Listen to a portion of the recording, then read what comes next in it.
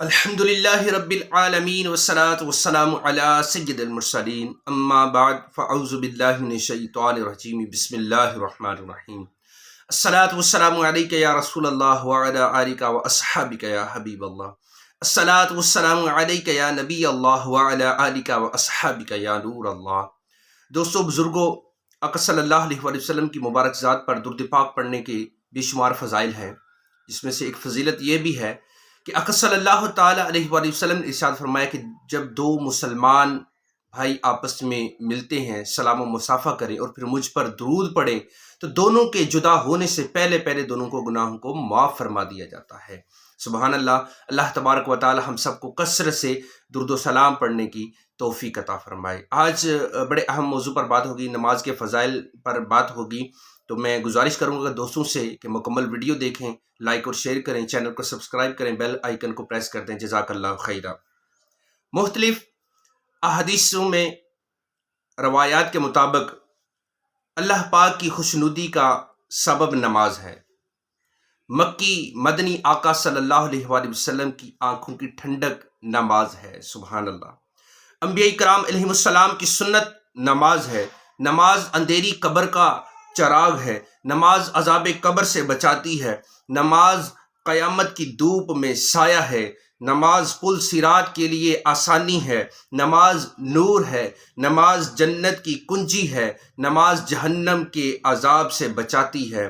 نماز سے رحمت نازل ہوتی ہے۔ اللہ پاک بروز محشر نمازی سے راضی ہوگا۔ نماز دین کا ستون ہے۔ نماز سے گناہ معاف ہوتے ہیں۔ نماز دعاؤں کی قبولیت کا سبب ہے۔ نماز بیماریوں سے بچاتی ہے۔ نماز سے بدن کو راحت ملتی ہے۔ نماز سے روزی میں برکت ہوتی ہے۔ نماز بے حیائی اور برے کاموں سے بچاتی ہے۔ نماز شیطان کو ناپسند ہے۔ نماز قبر کے اندھیرے میں تنہائی کی ساتھی ہے۔ نماز نیکیوں کے پلڑے کو وزنی بناتی ہے۔ نماز مومن کی معراج ہے۔ نماز کا وقت پر ادا کرنا تمام اعمال سے افضل ہے۔ نمازی کے لیے سب سے بڑی نعمت یہ ہے کہ اسے بروز قیامت اللہ تبارک و تعالیٰ کا دیدار ہوگا۔ سبحان اللہ۔ ہر عبادت سے برتر ہے، ہر عبادت سے برتر عبادت نماز، ساری دولت سے بڑھ کر ہے دولت نماز، قلب غمگین کا سامان فرحت نماز ہے، مریضوں کو پیغام صحت نماز، نار دوزخ سے بے شک بچائے گی یہ، نار دوزخ سے بے شک بچائے گی یہ، رب سے دلوائے گی تم کو جنت نماز۔ سبحان اللہ۔ میرے پیارے بھائیوں بزرگوں، نماز کی بہت ساری خصوصیات ہیں۔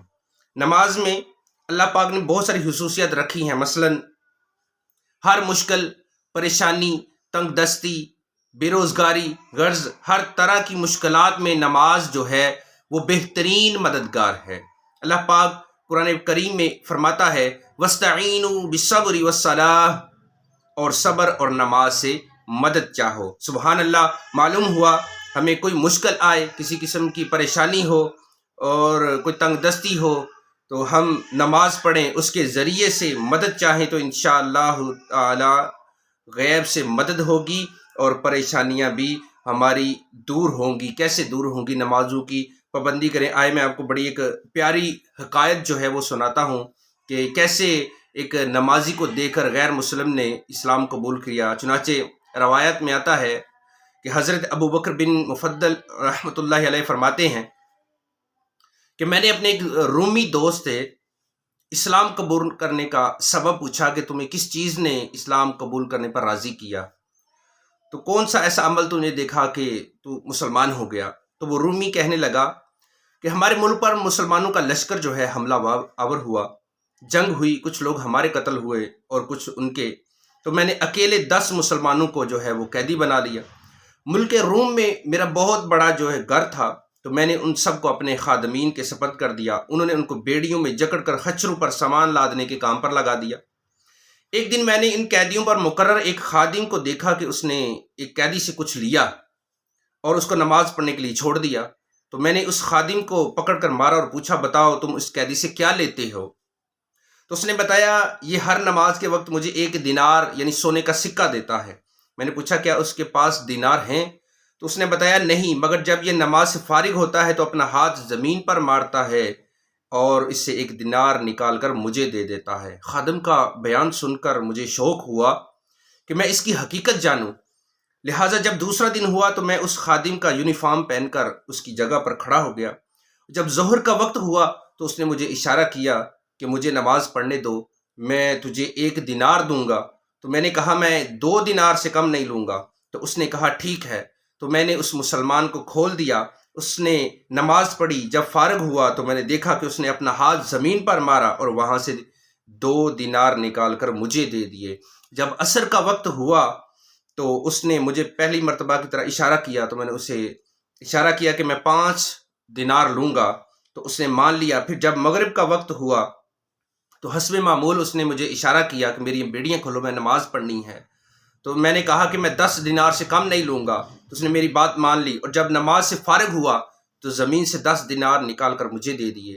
اور پھر جب عشاء کی نماز کا وقت ہوا تو حسب عادت اس نے مجھے اشارہ کیا، میں نے کہا میں 20 دینار سے کم نہیں لوں گا، تو پھر بھی اس نے میری بات تسلیم کر لی، اور نماز سے فراغت پا کر اس نے زمین سے 20 دینار نکالے اور مجھے تھما کر کہنے لگا جو مانگنا ہے مانگو، میرا رب میرا مولا بہت غنی اور کریم ہے۔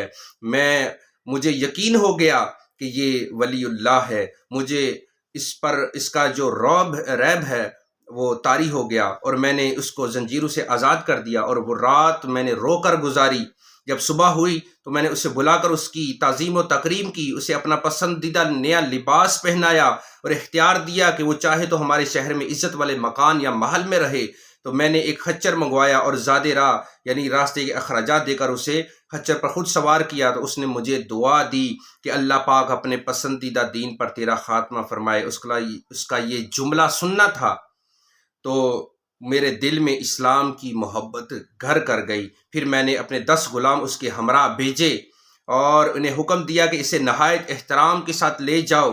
پھر اس کو ایک دوات اور کاغذ دیا اور ایک نشانی مقرر کر لی کہ جب وہ باحفاظت اپنی مقام پر پہنچ جائے تو وہ نشانی لے کر میری طرف بھیجے۔ اور ہمارے اس شہر کے درمیان تقریباً 5 دن کا فاصلہ تھا۔ جب 6واں دن ہوا تو میرے خدام میرے پاس آئے، ان کے پاس رکہ بھی تھا جس میں اس کا خط اور وہ علامت موجود تھی۔ میں نے اپنے غلاموں سے جلدی پہنچنے کا سبب دریافت کیا، تو انہوں نے بتایا کہ یہ جب ہم اس کے ساتھ یہاں سے نکلے تو ہم کسی تھکاوٹ اور مشقت کے بغیر گھڑی بھر میں وہاں پہنچ گئے، لیکن واپس پر وہی سفر 5 دنوں میں طے ہوا۔ تو رومی کہتا ہے کہ جب ان کی یہ میں نے بات سنی تو بات سنتے ہی میں نے پڑھا اشہد ان لا الہ الا اللہ وحدہ و اشہد ان محمد رسول اللہ وان دین الاسلام حق۔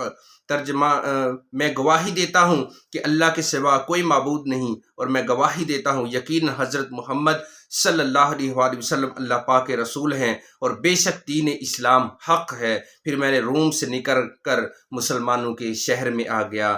کیوں کرنا میرے کام بنے غیب سے حسن، کیوں کرنا میرے کام بنے غیب سے حسن، بندہ بھی ہوں تو کیسے بڑے کار ساز کا۔